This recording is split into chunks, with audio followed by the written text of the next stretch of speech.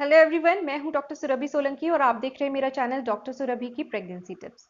कई महिलाओं को पीरियड्स के दौरान ब्लड के साथ साथ क्लॉट्स भी आते हैं, यानी कि खून के थक्के आते हैं। इस वीडियो में मैं आपको बताऊंगी कि कौन से टाइप के क्लॉट्स नॉर्मल होते हैं, जिनमें की चिंता करने की कोई बात नहीं होती है, और कौन से टाइप के क्लॉट्स एबनॉर्मल होते हैं, यानी कि किसी डिजीज, किसी बीमारी की वजह से इस टाइप के एबनॉर्मल क्लॉट्स आते हैं। फिर मैं आपको ये भी बताऊंगी कि कौन से कारण होते हैं जिस वजह से क्लॉट्स आते हैं, कौन सी ऐसी बीमारियां होती हैं जिनकी वजह से आपको क्लॉट्स आ सकते हैं, नॉर्मल क्लॉट्स आने के क्या कारण होते हैं और एबनॉर्मल क्लॉट्स आने के क्या कारण होते हैं। लास्ट में मैं आपको ये भी बताऊंगी कि इसके लिए क्या ट्रीटमेंट ऑप्शंस अवेलेबल हैं, इनको किस तरीके से ठीक किया जा सकता है। तो सबसे पहले हम नॉर्मल क्लॉट्स की बात कर लेते हैं कि किस टाइप के क्लॉट्स नॉर्मल कहलाते हैं। देखिए, अगर आपके जो क्लॉट्स आ रहे हैं उनका साइज छोटा है यानी कि आपकी जो ये छोटी उंगली है, इससे अगर छोटे साइज के क्लॉट्स आ रहे हैं तो वो आमतौर पे नॉर्मल क्लॉट्स होते हैं, एबनॉर्मल नहीं होते हैं। दूसरी चीज, ये जो नॉर्मल क्लॉट्स होते हैं ये जनरली आपके जो पीरियड के शुरू के दिन होते हैं, जिस टाइम पे आपका थोड़ा हैवी फ्लो रहता है, उस टाइम पे कभी कभी अगर आपको इतने साइज के क्लॉट्स आ रहे हैं तो ये नॉर्मल है, इसमें चिंता करने की कोई भी बात नहीं है। तीसरी चीज ये कि ये जो क्लॉट्स होते हैं इनका जो कलर होता है वो जनरली ब्राइट रेड से लेके डार्क रेड तक हो सकता है। अब इस टाइप का क्लॉट आता क्यों है, इसके लिए मैं आपको बता दूं, हर महीने जब आपकी मेंस्ट्रुअल साइकिल स्टार्ट होती है तो उसमें जो आपके यूट्रस की अंदर की लाइनिंग होती है, यानी कि एंडोमेट्रियम जिसको कहते हैं, वो थिक होता चला जाता है, यानी कि मोटा होता चला जाता है। ऐसा इसलिए होता है कि वो अपने आप को प्रेगनेंसी के लिए प्रिपेयर करता है, यानी कि उस महीने में अगर आपकी प्रेगनेंसी ठहर जाती है तो ये जो थिक एंडोमेट्रियम है ये उस बच्चे को, उस एम्ब्रियो को ब्लड के थ्रू न्यूट्रिशन प्रोवाइड करता है, पोषक तत्व प्रोवाइड करता है और ऑक्सीजन प्रोवाइड करता है। तो इसलिए वो जो एंडोमेट्रियम है वो अपने आप को प्रेगनेंसी के लिए तैयार करता है।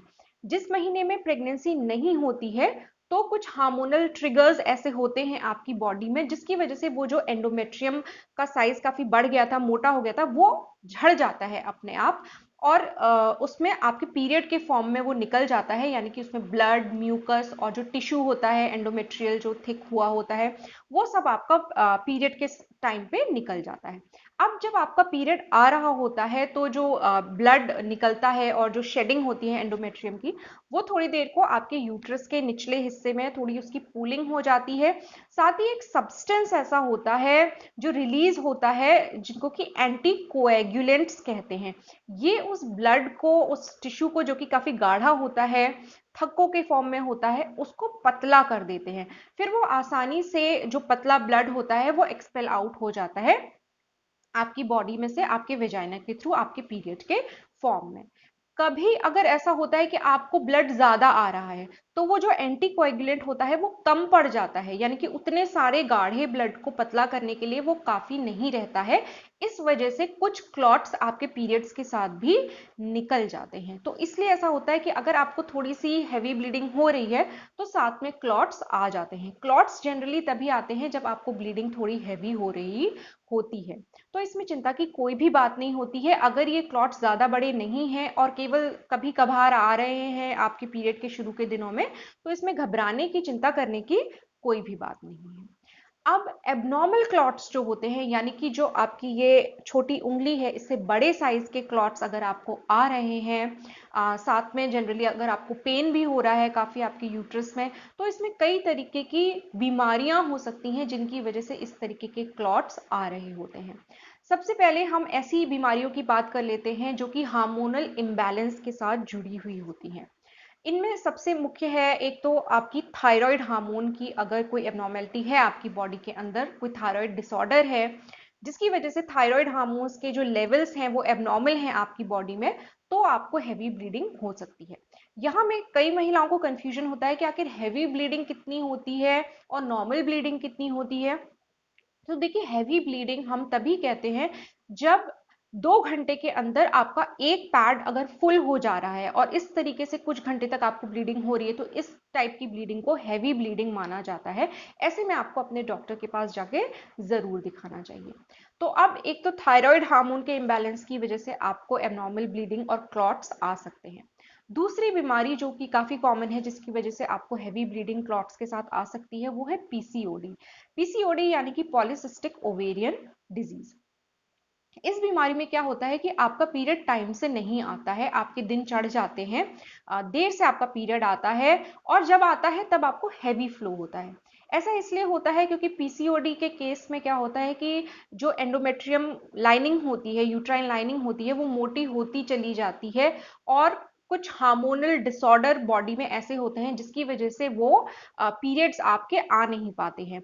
तो बाद में क्या होता है कि वो जो लाइनिंग होती है वो अपने ही वेट से, अपने ही वजन से झड़ जाती है, और अपने वजन से झड़ती है, और क्योंकि काफी थिक हो चुकी होती है इसलिए आपको हैवी ब्लीडिंग वहां पे होती है। तो पीसीओडी की कंडीशन में जनरली आपके पीरियड्स डिले हो जाते हैं, आपको देर से पीरियड्स आते हैं, और जब आते हैं तो हैवी आते हैं।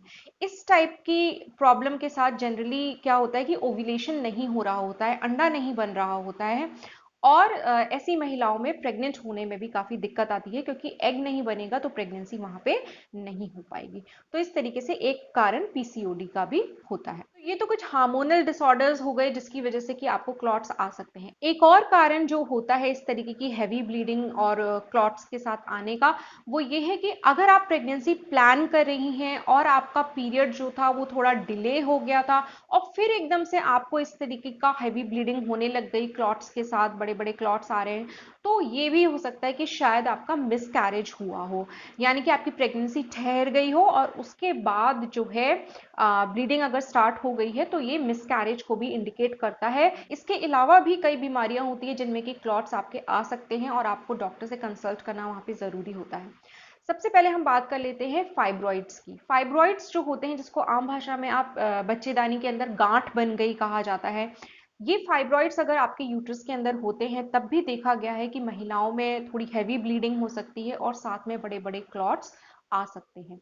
इसके अलावा एक और बीमारी होती है जिसको कि एंडोमेट्रियोसिस बोला जाता है।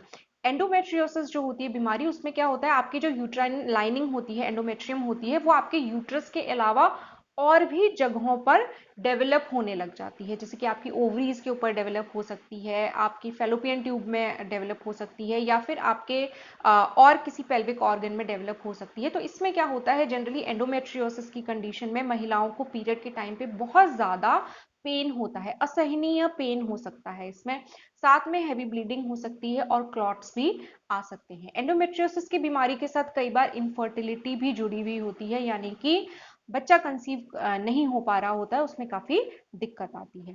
तो इस तरीके से एंडोमेट्रियोसिस में भी आपको बड़े क्लॉट्स आ सकते हैं। इसके अलावा एक और बीमारी होती है जिसको एडिनोमायोसिस कहा जाता है। इसमें क्या होता है कि जो एंडोमेट्रियम होता है, यूट्राइन लाइनिंग होती है, वो यूट्राइन वॉल के अंदर ग्रो करने लग जाती है, और इसमें बच्चेदानी में काफ़ी सूजन आ जाती है, यानी कि कई बार बच्चेदानी का साइज जो होता है वो दुगना या तिगुना भी हो सकता है। तो इस तरीके की कुछ कंडीशंस होती हैं, कुछ बीमारियां होती हैं जिनमें कि आपके जो ब्लड है पीरियड का, उसमें साथ में बड़े बड़े क्लॉट्स आ सकते हैं। अगर आप इस तरीके की हैवी ब्लीडिंग और इतने बड़े क्लॉट्स जो आपके आ रहे हैं इसके लिए ट्रीटमेंट नहीं लेंगी, तो आप धीरे धीरे एनेमिक हो सकती हैं, खून की कमी हो सकती है आपके अंदर। ऐसे में फिर आपको बहुत वीकनेस रहती है, कमजोरी रहती है, थकान रहती है, पैल्पिटेशन होता है, दिल जोर जोर से धड़कता है, उसकी आवाज़ सुनाई पड़ती है। इस टाइप के कुछ एनीमिया के फीचर्स होते हैं। अब ऐसे में आपको, अगर आपको हैवी ब्लीडिंग होती है या क्लॉट्स ज़्यादा आते हैं, तो आपको कोई ना कोई आयरन टॉनिक ज़रूर लेना चाहिए। आप हिपैटोग्लोबिन सिरप ले सकते हैं। साथ ही आपको ऐसी चीज़ें अपनी डाइट में इंक्लूड करनी चाहिए जिसमें कि आयरन आपको सफिशिएंट मात्रा में मिले, जैसे कि हरी पत्तेदार सब्जियां, फ्रूट्स में अनार है, वो भी बहुत अच्छा होता है खून बढ़ाने के लिए। लेकिन इतना ही काफ़ी नहीं है, आपको इसके लिए डॉक्टर को भी दिखाना पड़ेगा। कुछ जांचें वो आपकी कराएंगे जिससे कि वो पता करेंगे कि किस कारण से आपको इतनी ब्लीडिंग हो रही है और क्यों इतने क्लॉट्स आ रहे हैं। तो अब अगर हम जांचों की बात कर लें, तो जनरली आपके कुछ ब्लड टेस्ट हो सकते हैं जिसमें कि आपके जो हार्मोन्स के लेवल्स हैं वो डिटेक्ट किए जा सकते हैं। तो इसमें पता चल जाएगा कि कोई थायराइड का डिसऑर्डर तो नहीं है, या कोई और हार्मोनल डिसऑर्डर तो नहीं है आपकी बॉडी में। जैसे पीसीओडी अगर होता है तो जनरली जो मेल हार्मोन होता है टेस्टोस्टेरोन, वो इन महिलाओं में बढ़ा हुआ मिलता है। तो इस तरीके से ब्लड टेस्ट का भी रोल होता है। इसके अलावा आपके डॉक्टर्स आपका अल्ट्रासाउंड कराना चाहेंगे, पेल्विक अल्ट्रासाउंड। उसमें आपके यूट्रस को देख के बताया जा सकता है कि इसमें फाइब्रॉइड्स तो नहीं है, एंडोमेट्रियोसिस की कंडीशन तो नहीं है, आपकी बच्चेदानी सूजी हुई तो नहीं है, एडिनोमायोसिस की कंडीशन तो नहीं है। तो इस टाइप से कुछ जांचें जो हैं वो कराई जाती हैं ये देखने के लिए कि क्या कारण है कि आपको इतनी ज़्यादा ब्लीडिंग हो रही है या आपको इस तरीके के क्लॉट्स पीरियड्स में आ रहे हैं। तो अब हम बात कर लेते हैं कि क्या ट्रीटमेंट ऑप्शंस अवेलेबल हैं। तो ये डिपेंड करता है कि किस कारण से आपके हैवी ब्लीडिंग हो रही है या क्लॉट्स आ रहे हैं। अगर किसी हार्मोनल इम्बैलेंस की वजह से ऐसा हो रहा है तो उन हार्मोन्स के लेवल्स को ठीक करने के लिए आपको दवाइयां दी जाती हैं।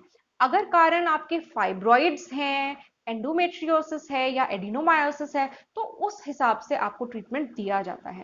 जैसे कि अगर आपको फाइब्रॉइड्स हैं तो जनरली और आपकी ब्लीडिंग जो है वो रुक नहीं रही है किसी भी दवा से, तो वहां पे डॉक्टर्स आपको सर्जरी रेकमेंड कर सकते हैं। आपका ऑपरेशन होगा और एक तो तरीके का ऑपरेशन होता है जिसमें कि आपके खाली फाइब्रॉइड्स रिमूव किए जाते हैं, इसको मायोमेक्टमी बोलते हैं।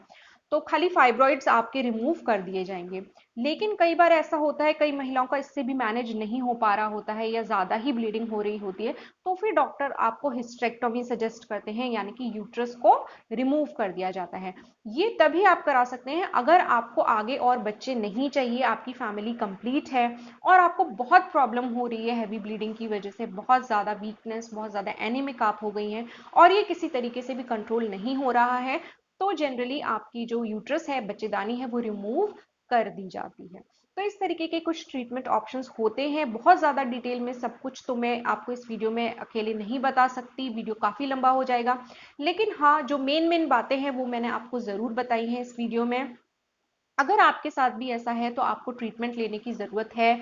जो भी आपके नज़दीकी गायनेकोलॉजिस्ट आपके शहर में हैं, आप उनसे जाके बात इस बारे में कर सकते हैं। तो होपफुली आज का ये वीडियो आपको कुछ यूज़फुल लगा होगा, काम का लगा होगा। अगर अच्छा लगा है तो वीडियो को लाइक कीजिए और मेरे चैनल को सब्सक्राइब कीजिए।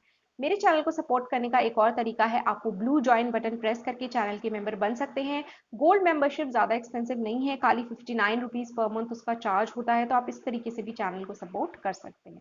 मैं आपसे मिलूंगी अपने अगले वीडियो में, तब तक के लिए अपना ख्याल रखिए।